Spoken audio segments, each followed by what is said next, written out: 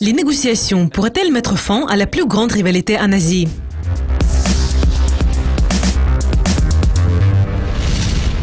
La paix entre la Corée du Nord et la Corée du Sud est-elle possible?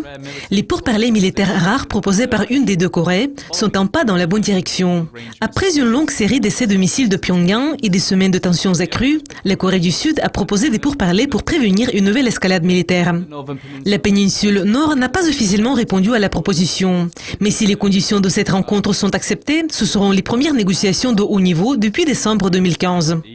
Le ministre sud-coréen de l'unification, Chung Myung-yang, a déclaré « Les négociations et la coopération entre les deux Corées qui visent à atténuer les tensions et à apporter la paix sur la péninsule coréenne vont contribuer au cycle mutuel et vertueux pour améliorer les relations entre les deux Corées et résoudre le problème nucléaire lié à la Corée du Nord. » Le ministère sud-coréen de la Défense a proposé d'ouvrir les négociations avec Pyongyang le 21 juillet.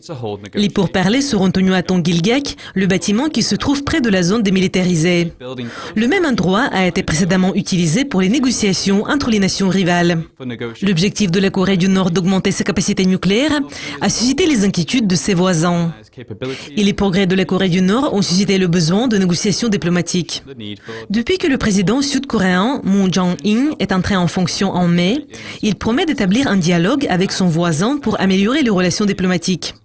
L'ancien avocat spécialisé dans les droits de l'homme a annoncé qu'il ferait tout pour mettre fin à la guerre actuelle et à cet affrontement qui dure depuis des décennies.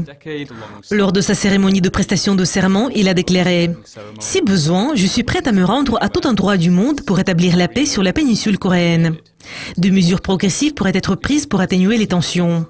La Corée du Sud devra également mettre fin à la propagande via les haut-parleurs disposés le long de sa frontière. Cela va établir la confiance entre les nations et va aider à mettre fin à la confrontation militaire. Je m'appelle Kayas Khalil. Merci d'être avec nous.